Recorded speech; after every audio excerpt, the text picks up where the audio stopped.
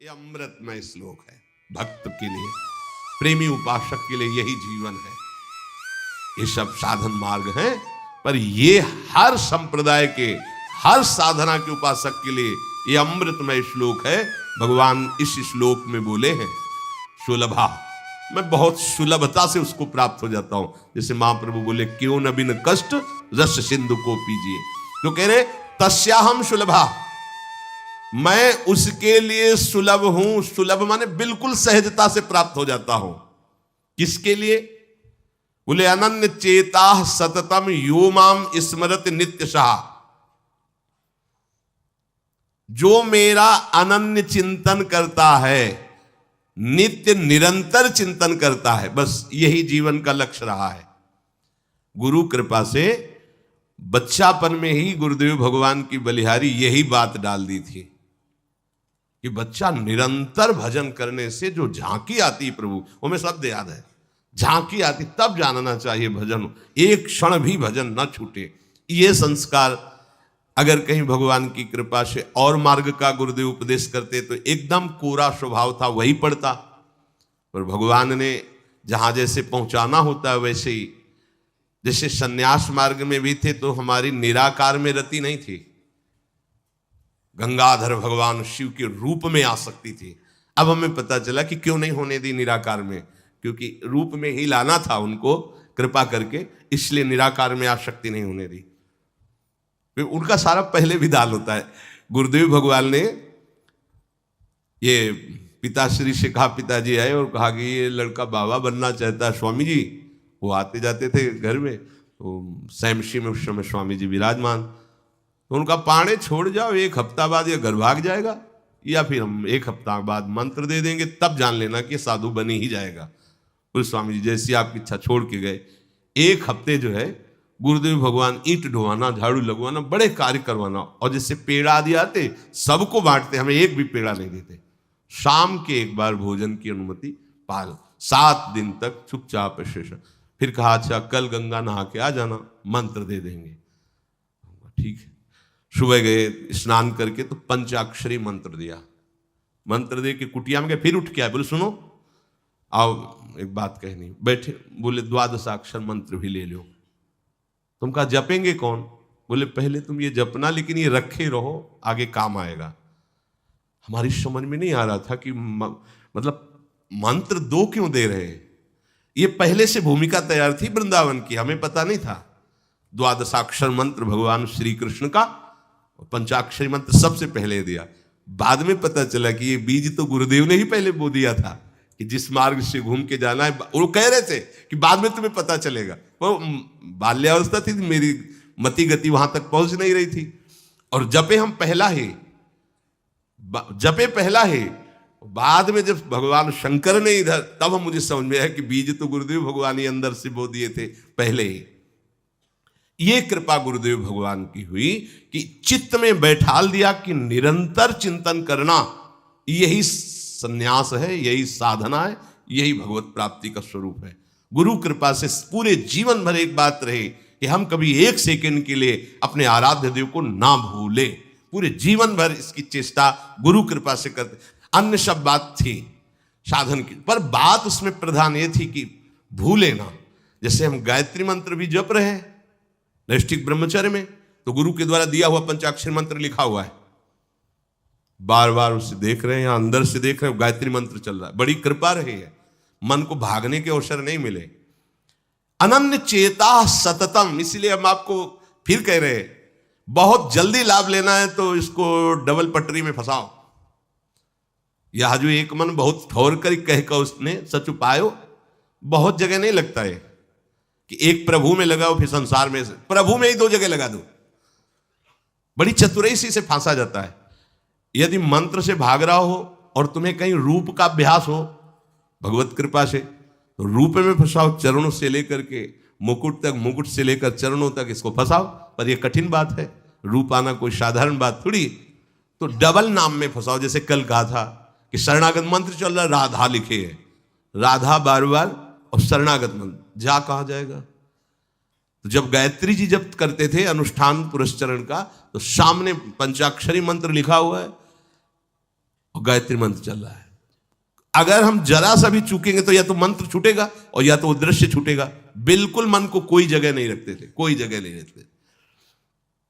अनन्य चेता, ये बहुत बड़ी सिद्धि, बहुत बड़ा लाभ है कि अन्य कुछ स्मरण ना आवे।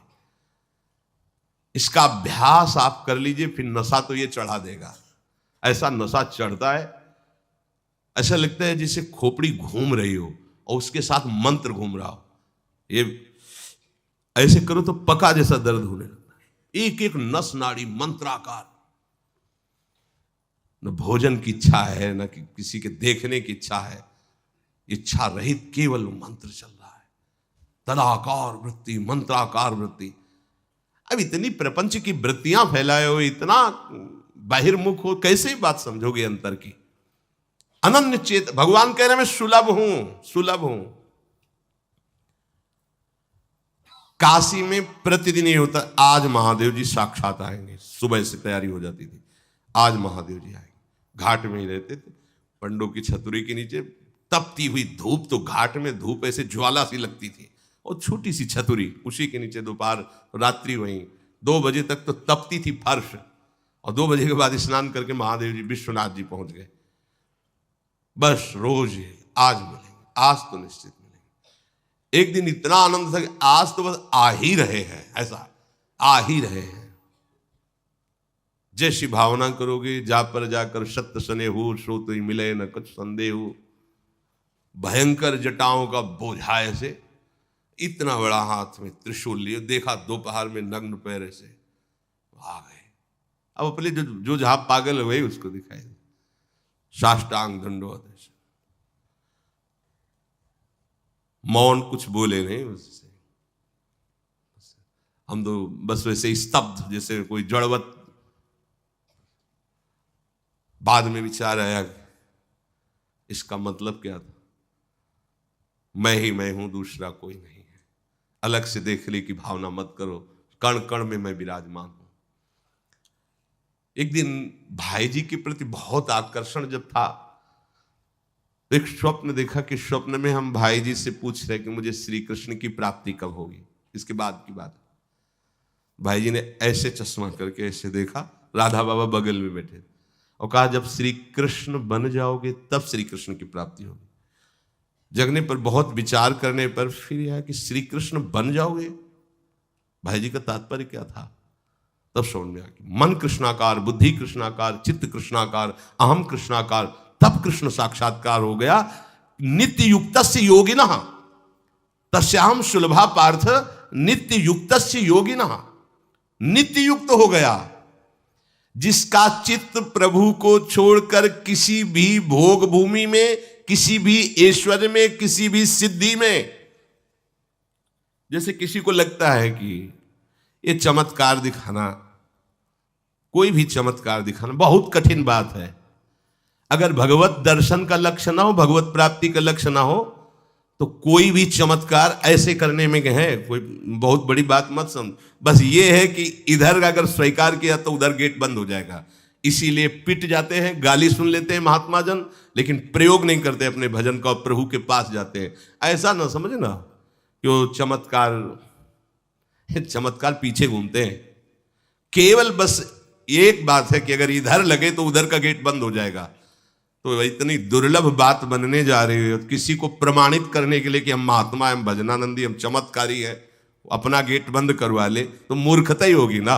यहां क्या होगा, वाह वाह हो जाएगा, बस उसके आगे क्या होगा, फिर वही प्रपंच। तो ये जो ब्रज के महात्मा है, जो भगवत प्रेमी महात्मा है, जो भगवत प्राप्त करने वाले हैं, इनके अंदर चमत्कार के बाप की सृष्टि होती है। ये चमत्कार बहुत ऊपर होते हैं। ये नहीं सोचना चाहिए कि इनमें भजन होता तो उसने 2 थप्पड़ मारे भस्म कर देते।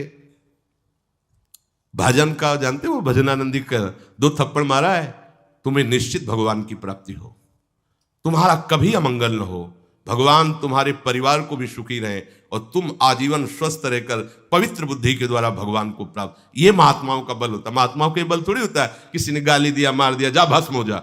ये भस्मासुर थोड़ी होते हैं महात्मा, है भाई भस्म कर दिया, नष्ट नहीं। साधुते हो न कारज, तब भगवान उनके अधीन होते हैं। ये चमत्कार, ये ना सोचो कि भजन करते होते तो फिर ये चमत्कार, या ये गाड़ी घोड़ा रुपया पैसा चमत्कार, ये पापियों के पास भी है। ये तो प्रारब्ध का खेल है, प्रारब्ध बदला, ऐसे से ऐसे हो गया, इनका कोई महत्व नहीं है। महत्व है नित्य युक्तस्य योगिना, तुम्हारा चित्त निरंतर आराध्य देव में युक्त है कि नहीं। किसी भी ऐश्वर्य, किसी भी भूमि, किसी भी पद का कोई भी संबंध, आश्रय, चिंतन नहीं।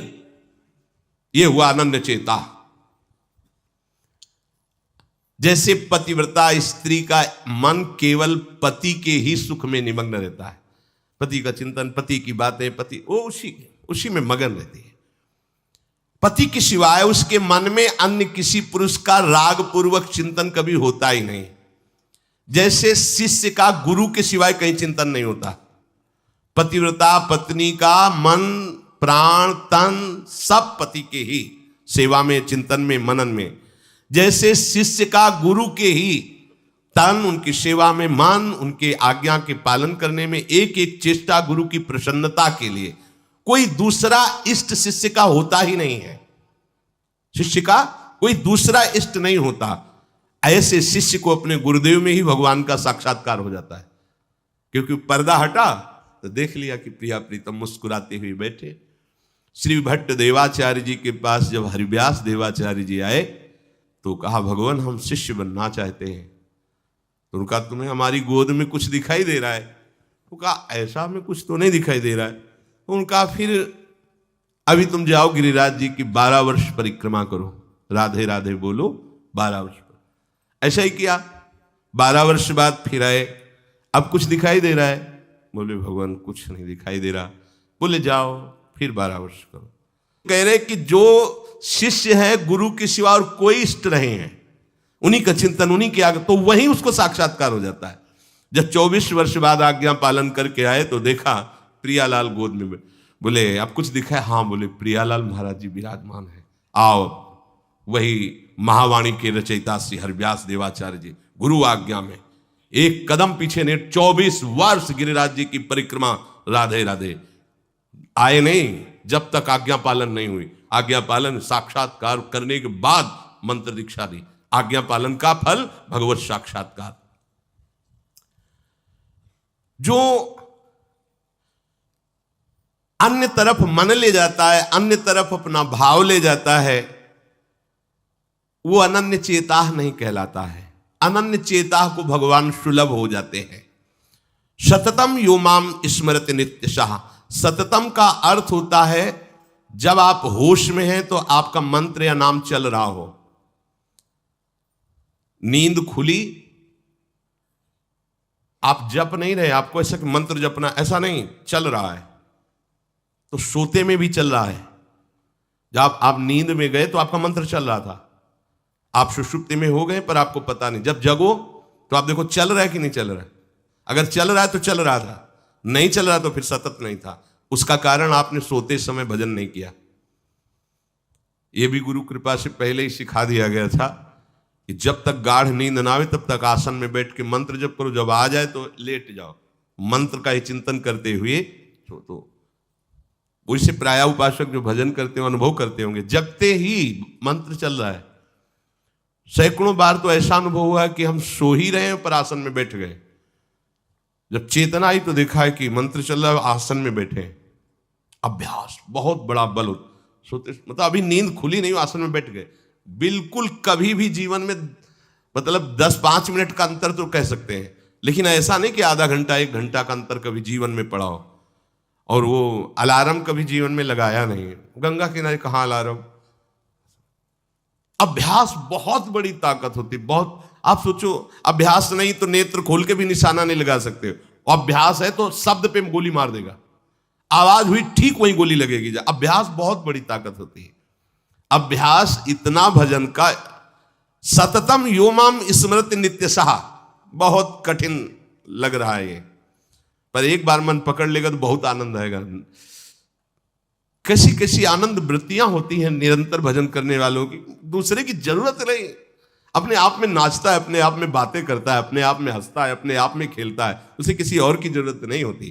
वो अपने आप, जो आप है ना, वो अपने आप से खेलता है, अपने आप में हंसता है, अपने आप से बातें करता है। जो भगवत प्राप्ति करना चाहता है, जो अध्यात्म की ऐसी ऊंचाई पर पहुंचना चाहता है जहां काम, क्रोध, लोभ, मोह, मद, मत्सर, ईर्ष्या, द्वेष इनका प्रवेश ही नहीं, इनकी पहुंच ही नहीं है, कितना उस हृदय में आनंद होगा जिसमें कोई कामना नहीं है, कोई द्वंद्व प्रभावित नहीं कर पा रहा। और यही तो प्राप्त करने के लिए हमें मानव देह मिला है। पीछे के पद में भगवान ने भक्त्या युक्त शब्द का प्रयोग किया था। भक्ति युक्त, भक्ति प्रभु के सिवा अन्य कोई हमारा प्रिय न रह जाए, यह है भक्ति की कसौटी। ज्ञान की कसौटी, आत्मरति के सिवा और कहीं रति न रह जाए। आत्मावान, आत्मरति, आत्म क्रीड़ावान। बात एक ही है, हम श्री कृष्ण बोले, ज्ञानी आत्मा बोले, योगी परमात्मा बोले, भक्त भगवान बोले, वो एक ही बात है। पर अन्य कुछ रह जाना, ना वो ज्ञानी है, ना वो योगी है, और ना वो भक्त है। भक्त्या युक्ता, प्रभु के सिवा अन्य कोई सत्ता नहीं, अन्य कहीं महत्ता नहीं, अन्य कहीं अपनापन नहीं, चाहे वो वस्तु हो या व्यक्ति हो या स्थान हो, चराचर जगत में कहीं भी अपनी प्रियता न रह जाए, इसी का नाम भक्ति है। कहने को भक्ति सरल लगती है, पर इसीलिए कठिन है कि सब जगह की प्रेम फांसी को काटकर एकमात्र आराध्य देव से प्रेम करना बड़ा कठिन है। बातें बना लेना बड़ा सरल है, पर अपनी ममता को, आसक्ति को समेट पाना बहुत बहुत कठिन है। कोई बिरला साधक ऐसा होता है जो अपने लक्ष्य की तरफ रखता है, भगवान सामने, सदगुरुदेव सामने, पर ये दुष्ट इंद्रियां और मन जगत को ही पाना चाहते हैं, जगत को ही भोगना चाहते हैं, जगत को ही देखना चाहते हैं। कैसी मलिनता! इसलिए भक्त्या युक्ता, बातें केवल कर लेना थोड़ी होता कि हमें भगवत प्राप्ति करनी। भगवत प्राप्ति करनी है तो इसके मूल में सारी बात आ गई कि अब मुझे और कुछ चाह नहीं रखनी, और कोई कामना की पूर्ति नहीं करनी, और किसी से अपनापन नहीं रखना, मुझे प्रभु चाहिए। ये सावधान हो जाइए, आप एकांत में भी भगवान के सामने हैं, आपको हमारे श्यामा श्याम देख रहे हैं। ऐसी भावना से हर समय सजग रहोगे तो पापाचरण बंद हो जाएंगे। पापाचरण बंद होते ही हृदय प्रभु की तरफ भाग पड़ेगा। प्रभु की तरफ भागना क्या है? प्रतिक्षण उनका गाढ़ चिंतन।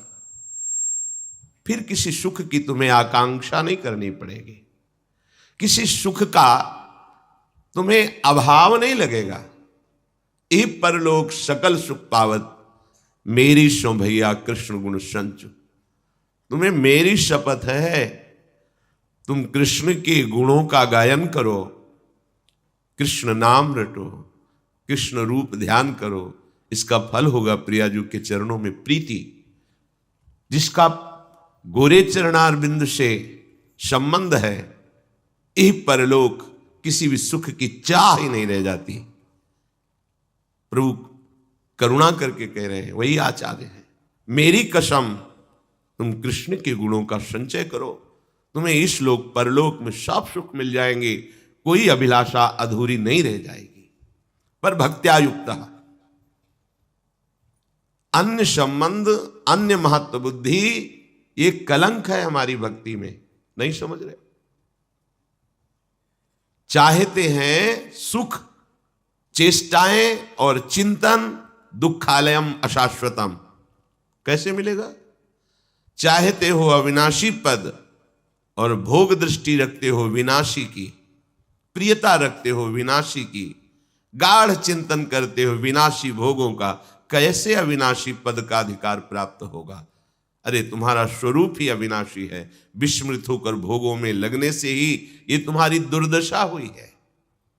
भक्त्या युक्ता, अपने हृदय को भक्ति से युक्त करो। आराध्य देव के सिवा और कहीं चिंतन न जाए। अभ्यास योग युक्तेन चेतसा नान्यगामिना, स्पष्ट कह रहे हैं प्रभु। परमम पुरुषम दिव्यम याति पार्थान चिंतयेत्।